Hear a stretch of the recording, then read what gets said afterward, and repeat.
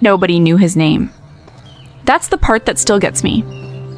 For 30 years, 50 kids started every school year with everything they needed. Backpacks, notebooks, pencils, folders, everything. And not one of them, not one parent, not one teacher, not one person in that town knew where it came from. People guessed. Of course they did. Small towns always guess. They figured it was someone rich. A business owner, maybe. A charity with a fancy name nobody bothered to look up. But it wasn't any of those things. The man who did it lived on a quiet street in a modest house. He drove an old car. He wore the same few shirts for years. He was the kind of man you pass 100 times and never really see. And when he died, when they finally opened his records, what they found wasn't a fortune. What they found was a choice, made quietly, made every single year, for decades. What they found changed everything those people thought they knew about who really matters in a town. Stay with me, because this story isn't about money. It never was.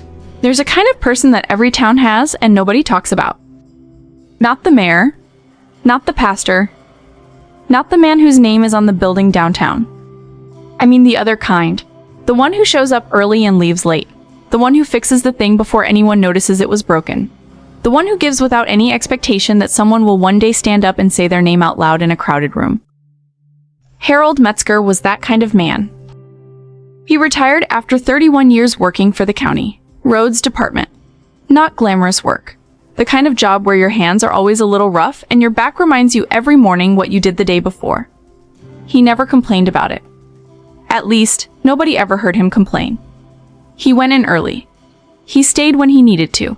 He trained the younger guys without making them feel small for not knowing things yet. And when the time came, he shook hands with his supervisor, packed the few things he kept at his desk into a paper bag, and drove home without much ceremony. He lived alone in a house on Birchwood Lane, a place with a small porch and a garden he kept neat but never fussy. His neighbors described him the same way, almost word for word, when the reporters came later. Quiet, polite, always waved when he drove by, never asked for anything, never complained about the noise from the Garcias next door, or the way the Hendersons let their leaves drift into his yard every fall. He just raked them up and kept going. What they didn't know, what nobody knew, was what Harold did every August.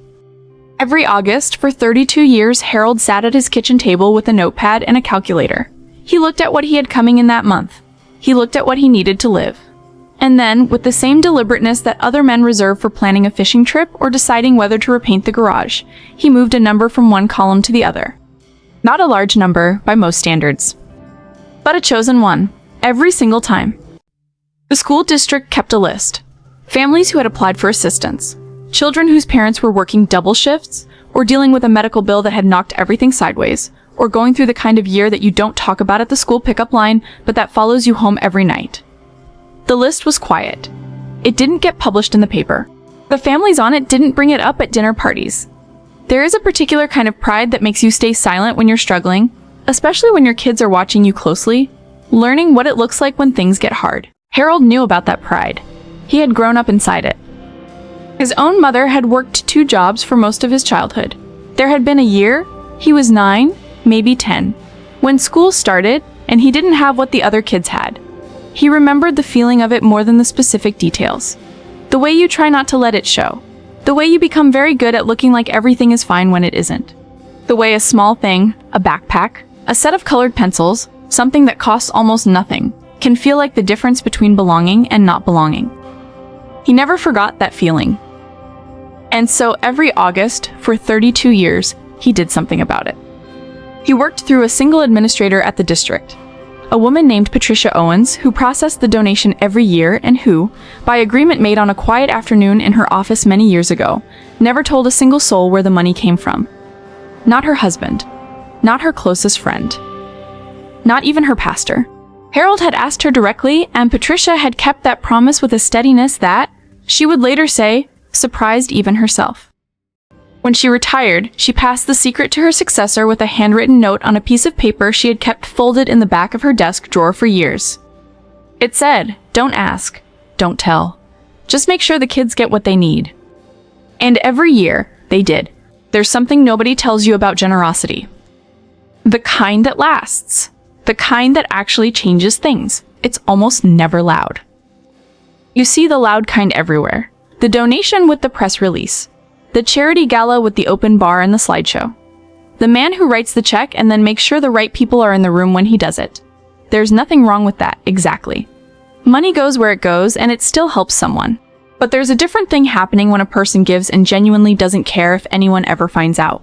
When the giving itself is the whole point, and the recognition is something they've decided, quietly and deliberately, to leave on the table.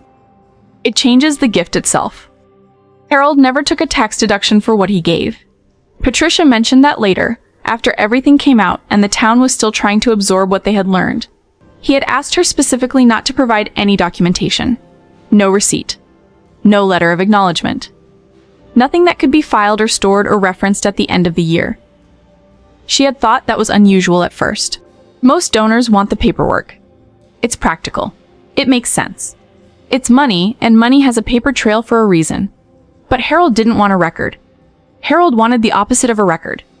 He wanted it to be as if the money had simply appeared, the way rain appears, without anyone needing to thank the clouds. Think about what that actually costs a person. Not just the money, though for a man living on a county retirement check, the money was real and the math required genuine sacrifice. But the other thing, the thing that's harder to give up than money for most people, harder to walk away from than comfort or convenience or even security. The recognition. We are wired for it, every one of us without exception.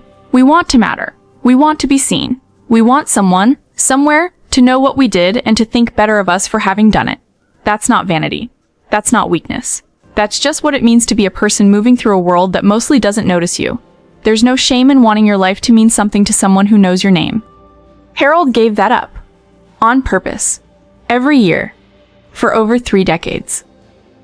He went to the grocery store in August the same way he went in February. He sat in his usual pew at church on Sunday mornings without anyone in that building knowing that half the kids fidgeting in the 3rd row had backpacks because of him. He watched the local news and occasionally saw segments about community heroes, people being celebrated for their contributions. And he never once picked up the phone. Never wrote a letter to the editor. Never mentioned it to a neighbor over the fence on a Saturday afternoon, when the subject might have come up naturally and nobody would have thought twice about it.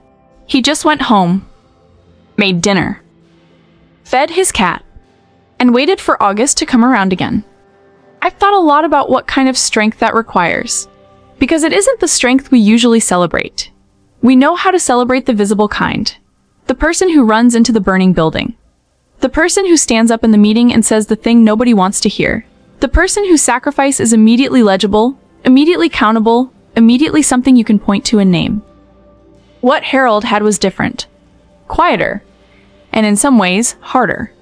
It was the strength to do something real and meaningful and then walk away from it completely. To release it into the world without your name attached, without any guarantee that it would matter, without any way of ever knowing for certain what it had become.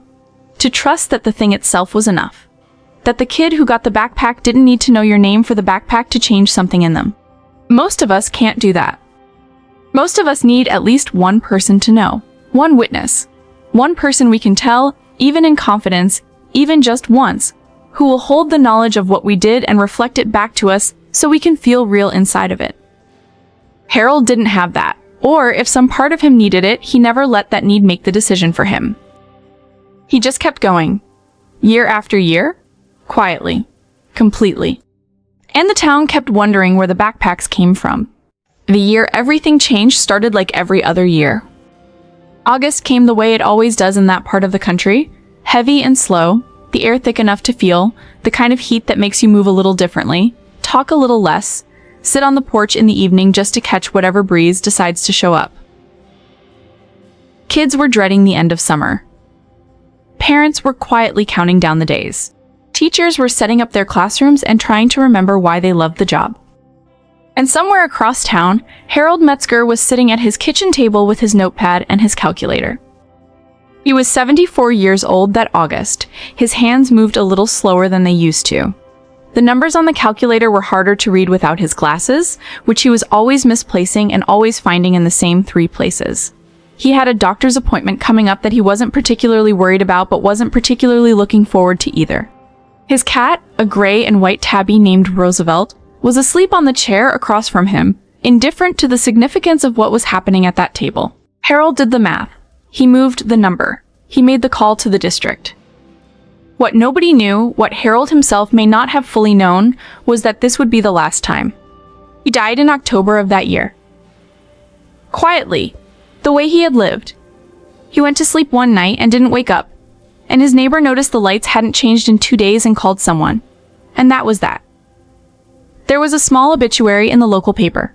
Retired county employee. No immediate survivors. Remembered as a good neighbor and a decent man. 41 people read that obituary and felt nothing in particular, because they had no particular reason to feel anything. Harold Metzger had been a presence in their town the way a park bench is a presence. Useful, steady, easy to overlook.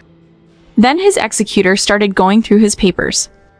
Harold had been organized, the way men of his generation often are about practical things. Folders. Labels. Everything in its place. The executor, a younger cousin named David who had driven 3 hours to handle the estate and expected it to take a weekend, started working through the files methodically.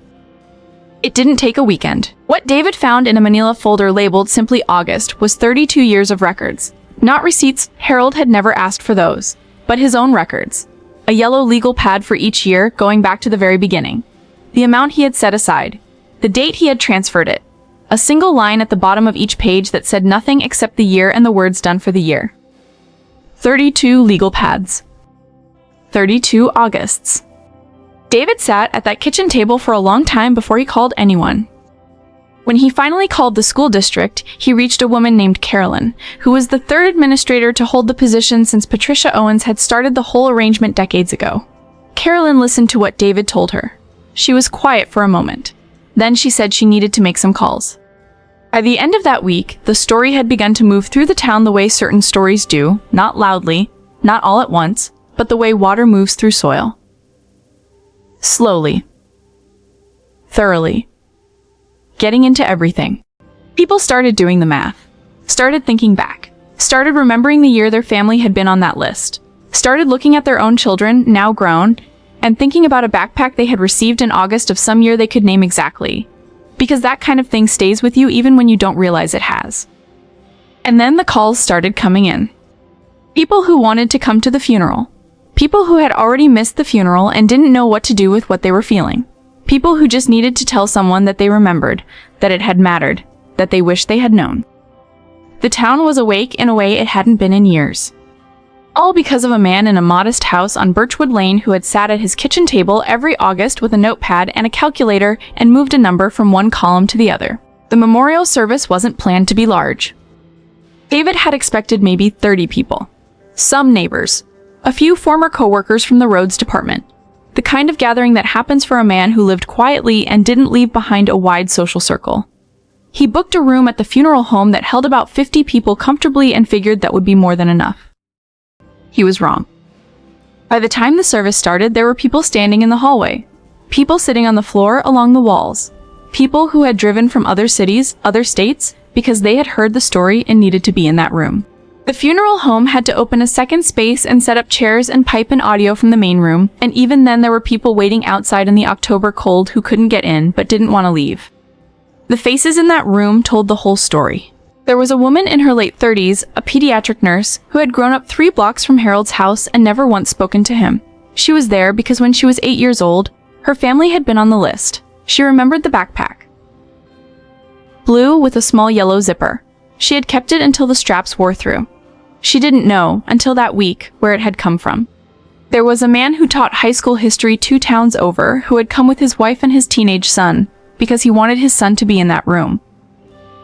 To understand something about the world that is very hard to teach in a classroom.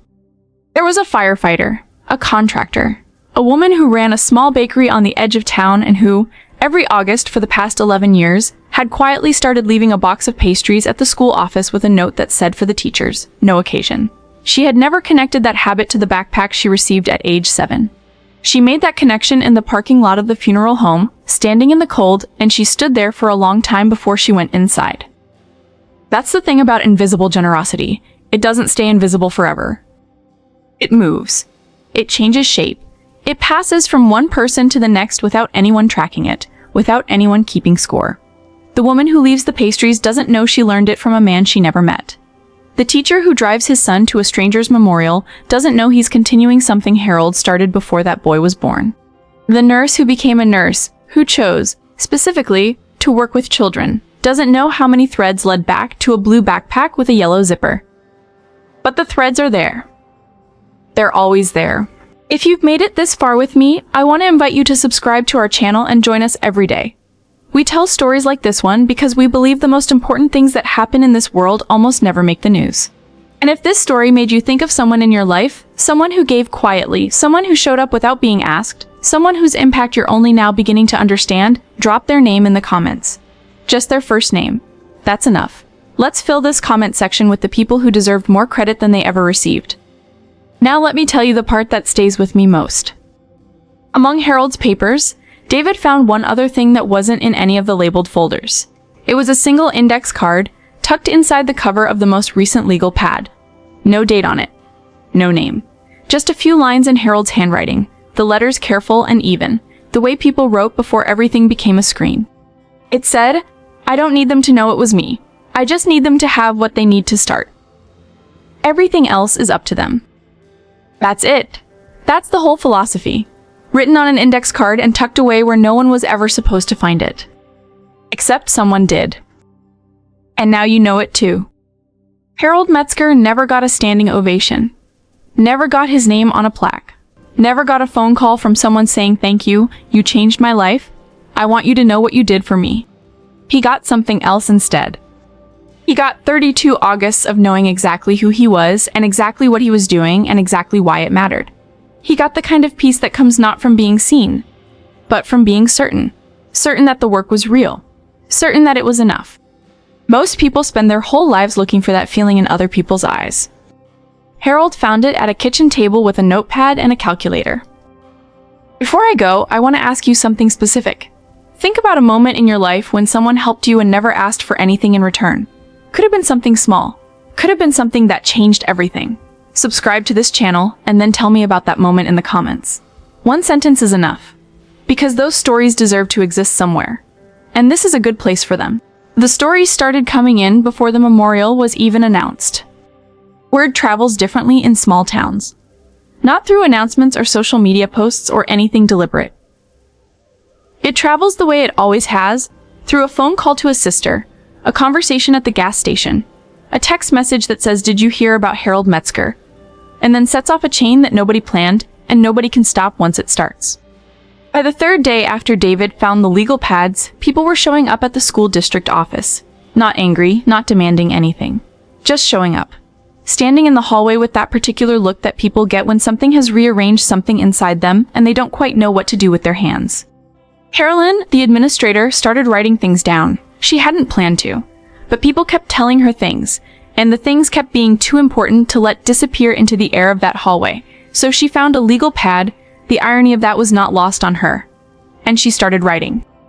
What follows is not everything she wrote down, but it's enough.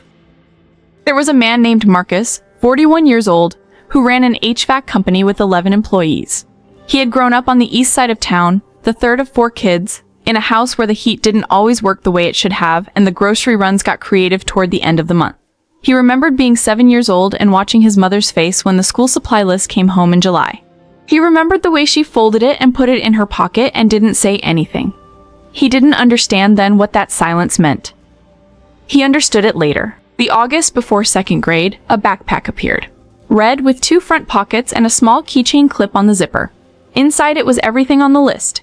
He remembered opening it on the kitchen table while his mother watched, and he remembered her covering her mouth with her hand for a moment before she smiled. He became an HVAC technician because of a teacher who noticed him in 4th grade and told him he was good with his hands and good at solving problems. That teacher had noticed him, in part, because he came to school every day prepared, because he had what he needed, because he wasn't carrying the weight of not having it. Marcus told Carolyn that he had been donating anonymously to the school supply drive every August for the past 9 years. He hadn't known where the tradition came from. He just knew that August felt like the right time to give something back. Harold had never met Marcus. Marcus had never heard Harold's name until that week. Then there was a woman named Diane, a pediatric physical therapist in her mid-40s, who had driven 40 minutes from the next county because her mother had called her and said, "You need to come hear this." Diane had received a backpack in 3rd grade, the year her father lost his job, and the family spent 8 months in a kind of suspended anxiety that children feel even when adults try to shield them from it. She remembered very little about that year except the fear that lived in the house like a piece of furniture. And she remembered the backpack. Bright green. Heavier than she expected because it was full. She became a physical therapist because she said she wanted to work with kids who were going through hard things, who needed someone to show up and help them move through something difficult one small step at a time. She had never connected that impulse to a backpack. She made that connection standing in Carolyn's hallway and had to stop talking for a minute. There was a retired firefighter named Jean, 63, who didn't say much but who handed Carolyn a folded piece of paper before he left. On it he had written, "I don't know if I was one of his kids, but I think I was. 3rd grade, 1973. Blue backpack, white stripe. If you ever find out for certain, I'd like to know." There was a couple, high school sweethearts who had married young and built a decent life and raised 3 kids of their own who came together and sat in Carolyn's office and talked for almost an hour. Both of them had been on the list in different years before they knew each other. They had never compared notes on it. They sat across from each other in that office and realized, for the first time, that they had both been held up by the same invisible hand at different moments in their childhoods, and neither of them had known. There was a woman named Rosa who taught kindergarten at the same elementary school where the backpacks had been distributed for 32 years. She had taught there for 19 years. She had helped hand out the supplies on more than one occasion, standing in the gym on a Saturday morning in late August, watching kids come through with their parents and leave with everything they needed for the year. She had always assumed it was a district program. A grant, maybe. Something bureaucratic and impersonal. She sat in her car in the parking lot after she heard the truth and didn't start the engine for a long time. What she kept thinking about, she told someone later, wasn't Harold specifically. It was the image of him alone at his kitchen table, August after August. Nobody watching. Nobody knowing. Just a man and a calculator and a decision he had made so long ago it had become simply part of who he was. She thought about all the times in her own life when she had wanted to do something good and talked herself out of it because it seemed too small, too invisible, too unlikely to matter in any measurable way. She thought about what it would look like if she had just done it anyway. If Harold's story does anything, if it earns the time you've given it, I think that's what it does. It doesn't make you feel guilty for not being Harold. It makes you wonder what your version of August looks like. What the thing is that you could do, quietly, without recognition, that might show up in someone else's story 20 years from now, in a way you'll never get to hear about. Because that's the real math of a life like Harold's. It doesn't add up the way we're taught to count things. You don't measure it in dollars given, or hours spent, or names remembered. You measure it in Marcus's 11 employees, in Diane's patients, in Jean's fires fought, in a kindergarten teacher who sits in a parking lot and rethinks the arithmetic of what matters. You measure it in the thing that happens next, and the thing after that, and the thing after that. Harold never got to see any of it. He went home every August and fed his cat and waited for the next year. He never knew what became of the backpacks. He never knew what became of the kids. But somewhere in that kitchen, in that careful handwriting on those yellow legal pads, there is the record of a man who decided that not knowing was okay, that doing the right thing in the dark, without a flashlight and without an audience, was its own kind of answer to the question of what a life is for. 32 legal pads. There is a question that nobody asked out loud at the memorial service, but that hung in the air of that room the way certain questions do, present in every face, every silence, every moment when someone looked down at their hands and then back up again. The question was simple. What do you do with this? Not with Harold's story specifically, not with the legal pads or the backpacks or the 32 Augusts, but with the feeling that the story leaves behind. That particular weight that settles in your chest when you encounter a life that was lived so differently from the way most lives are lived, and you have to decide what to do with the distance between that life and your own. Most of us are not Harold. That's not an accusation. It's just the truth. Most of us need to be seen at least a little. Need to know that what we're doing is landing somewhere, that it's mattering to someone who can tell us so. Most of us would have told at least one person. A spouse. A best friend. Someone.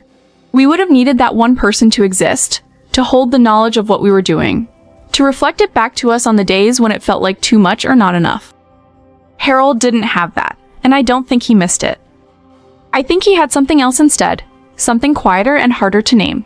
The kind of certainty that doesn't come from other people's opinions of you. The kind that comes from being so clear about who you are and what you're doing and why it matters that you don't need anyone else to confirm it for you. That's not something you're born with. That's something you build. Slowly, one August at a time. Think about what it took for Harold to do this the first year. He was not yet the man who had done it 32 times. He was just a man who had an idea and a feeling and a number he could move from one column to another. He didn't know if it would work. He didn't know if the money would reach the right kids. He didn't know if anyone would even notice or if the backpacks would make any real difference in any real life. He did it anyway. And then the next August came, and he did it again. And again. And again. Until it wasn't a decision anymore. Until it was just who he was. Until August meant something specific to Harold Metzger that it didn't mean to anyone else in that town. And that private meaning was enough. More than enough. I want to sit with that for a moment, because I think it's the part of Harold's story that is most available to us. Not the scale of what he did, most of us can't replicate that, and that's fine. But the structure of it. The decision made once, and then honored repeatedly, quietly, without fanfare, until it became identity. We all have something like that available to us. It doesn't have to be money. It doesn't have to be August. It doesn't have to be 50 kids or 32 years or a legal pad with careful handwriting. It just has to be real. It just has to be chosen. It just has to be the kind of thing you do because of who you've decided to be, not because of who might be watching. The people who came to that memorial, Marcus and Diane and Jean and Rosa, and the couple who realized they had both been on the list, they didn't come because Harold was famous. They came because something Harold did had become part of the architecture of their lives without them knowing it. And when they finally found out, they needed to be in a room where that could be acknowledged. That's what invisible generosity eventually becomes. Not invisible at all. It becomes the reason someone chose their profession. The reason a marriage holds together through a hard year. The reason a child walks into a classroom in September feeling like they belong instead of like they're pretending. It becomes the thing underneath the thing. The foundation that nobody sees, because foundations aren't meant to be seen. They're meant to hold. Harold was a foundation. For 32 years, in 50 families a year, he was the thing underneath. The thing that held. And he did it without ever needing to know that it was holding. David, the cousin who found the legal pads, said something in a brief statement he gave to the local paper that I keep coming back to. He said he had driven to that house expecting to spend a weekend settling a modest estate. He said he left feeling like he had been handed something he didn't have a word for. Something between a responsibility and a gift. He said he wasn't sure yet what to do with it, but that he was sure he would spend the rest of his life trying to figure it out. I think that's the right answer. I don't think Harold's story is meant to make you feel small. I don't think it's meant to hold itself up as a standard you can't reach. I think it's meant to ask you a question. A quiet question, the kind Harold would have appreciated, no fanfare, no pressure, just a question left on the table for you to pick up when you're ready. The question is, what is your August? What is the thing you could do, regularly, quietly, without needing anyone to know, that would make you more certain of who you are? What is the number you could move from one column to another, not necessarily money, not necessarily once a year, but something real, something chosen, something that becomes part of the architecture of your life the way those legal pads became part of Harold's? You don't have to answer that right now. But I hope you'll think about it. Because somewhere out there, in a city or a town or a neighborhood you may never visit, there is a kid who is going to start a school year needing something. Not necessarily a backpack. Maybe just the sense that someone, somewhere, thought about them. That someone made a decision that included them, even without knowing their name. You could be that someone. You don't have to be famous to matter. You don't have to be rich to give.